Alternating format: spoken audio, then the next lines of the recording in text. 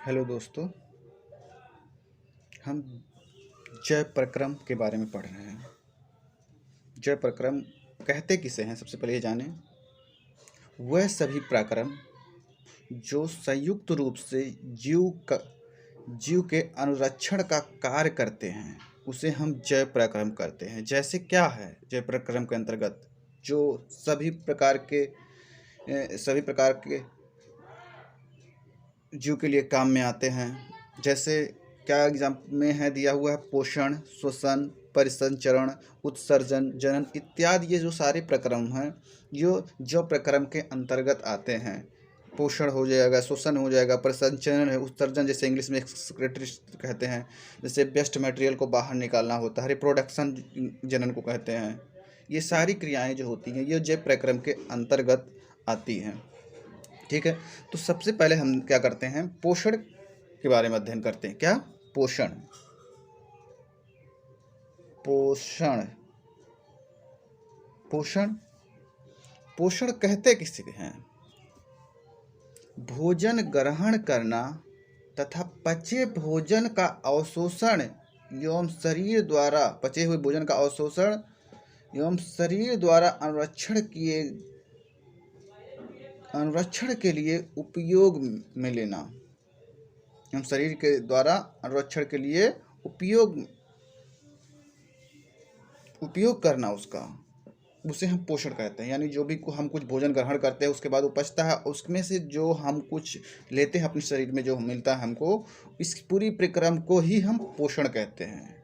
यानी एक बार और हम रिपीट कर रहे हैं कि भोजन ग्रहण करना, पचे भोजन का अवशोषण एवं शरीर द्वारा अनुरक्षण के लिए उसका उपयोग करना, शरीर के अनुरक्षण के लिए उसका उपयोग करना ही पोषण कहलाता है। अब हम पोषण के प्रकार पढ़ें। डिफिनीशन हमने लिखा नहीं है, आप लिख लीजिएगा। हमने 3 बार इसको रिपीट किया है। अब इसके प्रकार के बारे में हम जानते हैं। पोषण के प्रकार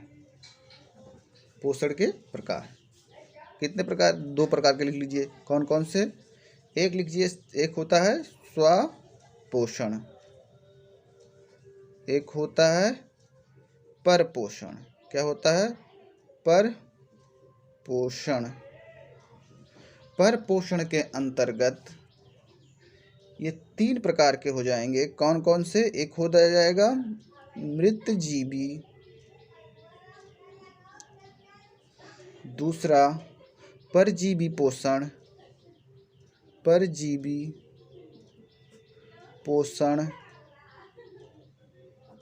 ये भी पोषण ही हो जाएगा, और तीसरा प्राणी संपोषण।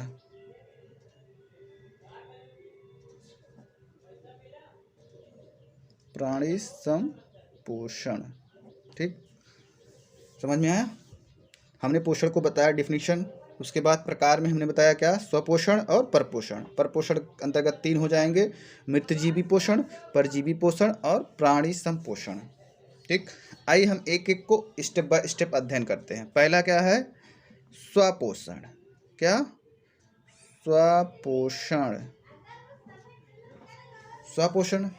स्वपोषण के अंतर्गत वो सभी पेड़ पौधे आते हैं जो अपना भोजन स्वयं ग्रहण करते हैं। मतलब वो किसी पर डिपेंड नहीं होते हैं, अपना भोजन स्वयं बनाते हैं। स्वपोषण जो होते हैं वो अपना भोजन स्वयं बनाते हैं, किसी पर निर्भर नहीं होते। उसे हम क्या कहते हैं? स्वपोषण। जैसे कैसे? एग्जाम्पल इसका क्या हो जाएगा? जैसे हो जाएंगे हरे पेड़ पौधे। क्या हो जाएंगे? हरे पेड़ पौधे। ये सब क्या आएंगे? हरे पेड़ पौधे, ये हमारे स्वपोषण हो जाएंगे। दूसरा क्या? परपोषण। अब देखिए, इसको कहीं कहीं विषम पोषण भी लिखा हुआ है, इसको विषम पोषण भी कह सकते हैं। परपोषण यानी स्वपोषण मतलब जो अपने आप भोजन बनाते हैं, परपोषण या दूसरे पे जो निर्भर होते हैं, या इसी को हम विषम पोषण कहते हैं। तो जो दूसरे पे निर्भर होते हैं, निर्भर रहकर अपना भोजन बनाते हैं, उसे हम परपोषण कहते हैं। जैसे अमरबेल ये होता है, पेड़ों पे रहता है और पेड़ों को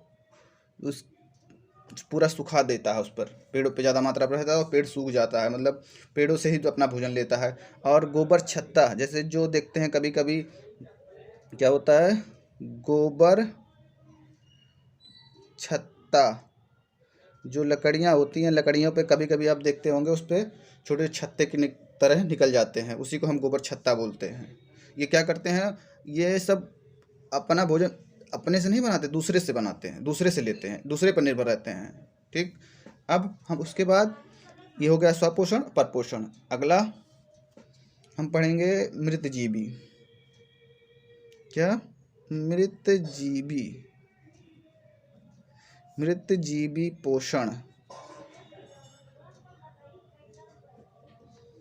मृतजीवी पोषण,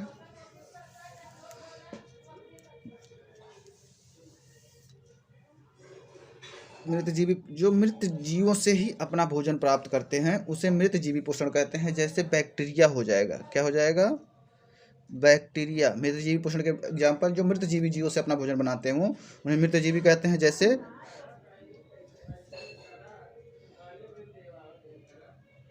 बैक्टीरिया,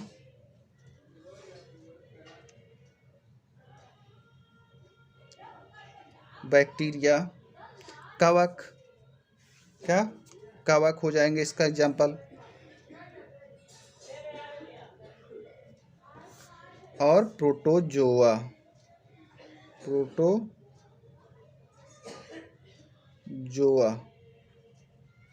ठीक, समझ में आया होगा। ठीक, आगे चलते हैं। उसके बाद परजीवी, क्या लिख, तीसरा हो गया, चौथा हो गया परजीवी।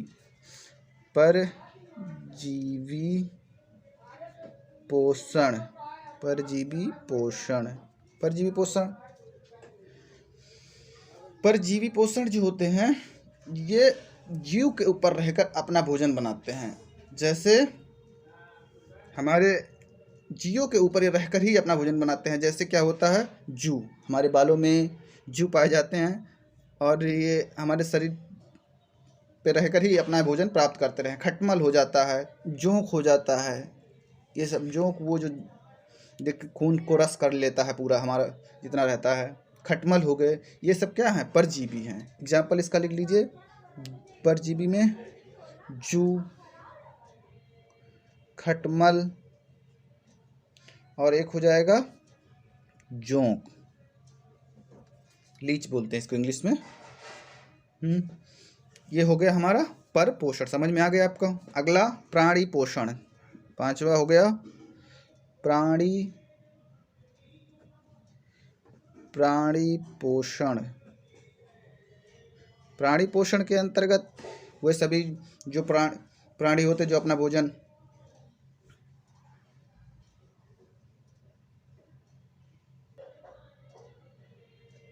प्राणी पोषण, जो प्राणियों से अपना भोजन प्राप्त करते हैं उसे प्राणी पोषण कहते हैं। तो हमने पूरा पोषण के प्रक्रम को अच्छे तरीके से समझ लिया है। क्या होता है पोषण के बारे में भी हमने आपको बता दिया। एक होता है स्वपोषण, प्रपोषण को ही हम विषम पोषण भी कहते हैं। परपोषण के अंतर्गत मृतजीवी, परजीवी, प्राणी संपोषण आते हैं, जिसमें स्वपोषण वो होते हैं जो अपना भोजन स्वयं बना लेते हैं, जैसे पेड़ पौधे हरे ये सब हो जाते हैं। और दूसरा होता है परपोषण, जो अमरबेल, गोबर का छत्ता, इसका एग्जाम्पल सब है। परपोषण होते हैं मतलब दूसरे पर निर्भर होते हैं। विषम पोषण भी से कह सकते हैं परपोषण को। मृतजीवी जो मृत जीवों से प्राप्त करते हैं, परजीवी जो दूसरे जीवों पर रहकर अपना भोजन स्वयं प्राप्त करते हैं, और प्राणी पोषण प्राणियों से ही प्राप्त करते हैं अपना पोषण, उसे प्राणी पोषण कहते हैं। अब अगला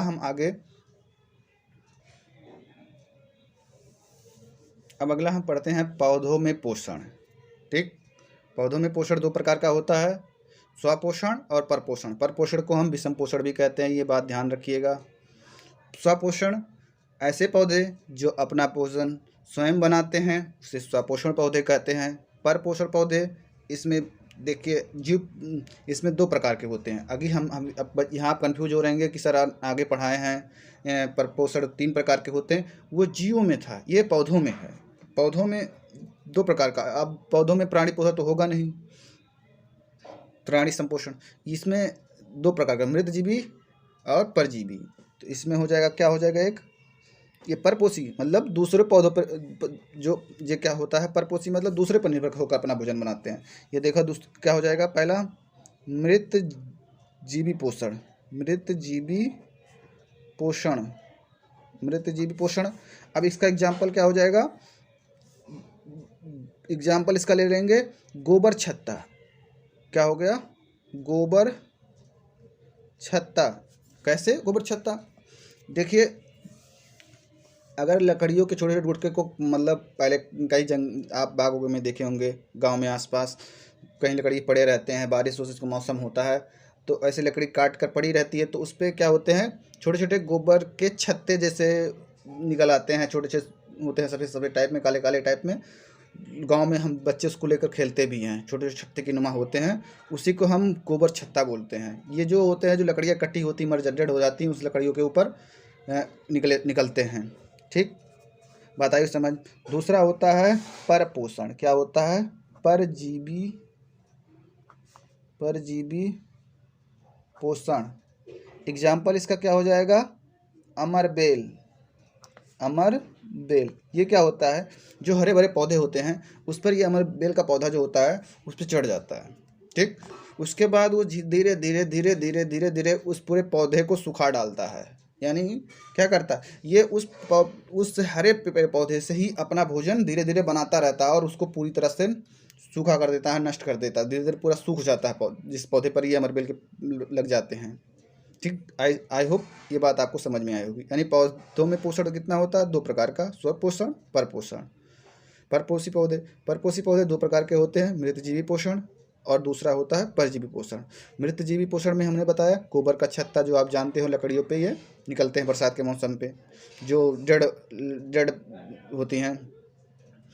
और दूसरा परजीवी पोषण, जैसे अमरबेल का पौधा हमने बताया, हरे भरे पौधों पे पड़ जाते हैं, रहते हैं और धीरे धीरे क्या करते हैं, उसको पूरा सुखा डालते हैं ये। ठीक,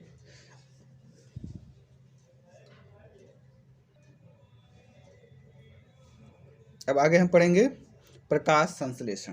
प्रकाश संश्लेषण कहते किसे हैं, सबसे पहले ये जान लेते हैं। पौधों में जिस विधि द्वारा भोजन का निर्माण होता है उसे प्रकाश संश्लेषण कहते हैं। क्या कहते हैं, प्रकाश संश्लेषण। किसके द्वारा, पौधों में जिस विधि द्वारा, मतलब जैसे भी जो भी विधि से द्वारा भोजन को का निर्माण करते हैं उसे हम प्रकाश संश्लेषण कहते हैं। इस विधि में ध्यान से सुनिएगा, निकल ही रहा है, आप लिख लीजिएगा।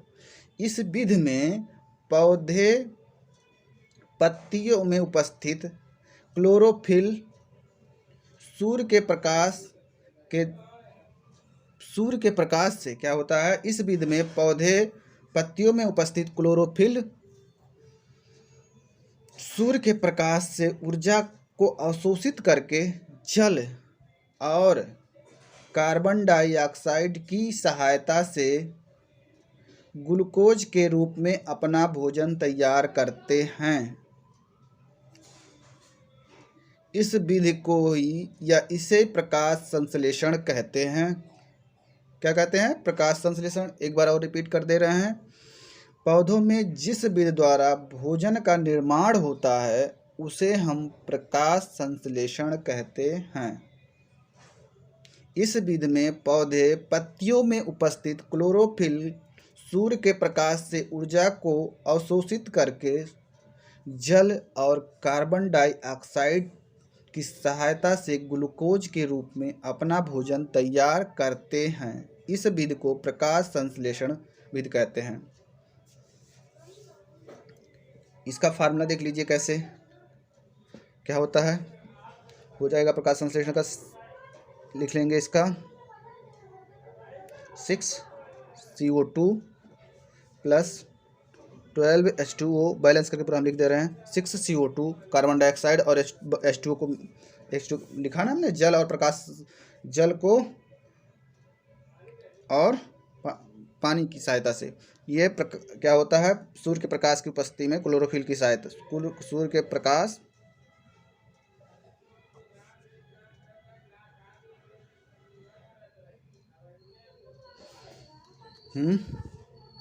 और ये हो जाएगा, क्या हो जाएगा, इसका बनेगा क्या, सूर्य का प्रकाश बन जाएगा आपका C6H12O6 प्लस 6O2 ये बाई प्रोडक्ट रूप में रह चला जाएगा और बचेगा क्या, और पानी बन जाएगा 6H2O। ये हमारा रिएक्शन होता है सूर्य के प्रकाश का, प्रकाश संश्लेषण का हमारा ये फार्मूला होता है। अब इसको ध्यान में रखिएगा, ये जो फार्मूला याद कर लीजिए हाई स्कूल बच्चों के लिए। ये अगर प्रकाश संश्लेषण आता है इतना फार्मूला लिख देते हैं तो आपको 1-2 नंबर आराम से मिल जाएगा। ये फार्मूला याद है, कहीं 60 में भी पूछ सकता है ये फार्मूला, प्रकाश संश्लेषण के फार्मूले पूरा लिखिए और उतना लिख देंगे तो अच्छा नंबर मिलेगा ही। यह जो होता है यह 3 चरणों में,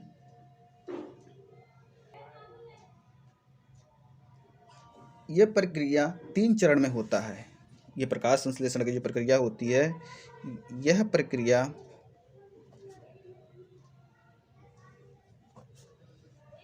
3 चरण में होता है। पहला है क्लोरोफिल के द्वारा सूर्य प्रकाश का अवशोषण करता है। पहला क्या है, क्लोरोफिल के द्वारा सूर्य प्रकाश का अवशोषण कर लेता है। दूसरा, प्रकाश ऊर्जा को रासायनिक ऊर्जा में रूपांतरित कर देता है और जल को क्या करता है, जल को H2 और O2 में विघटित कर देता है।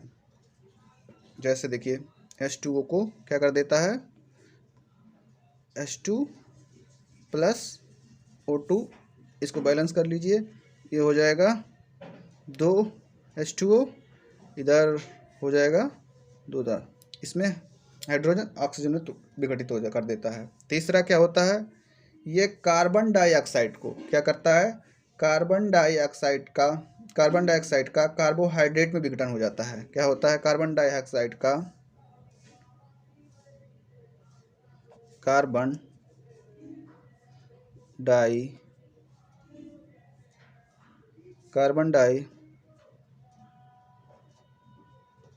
डाइऑक्साइड का कार्बोहाइड्रेट में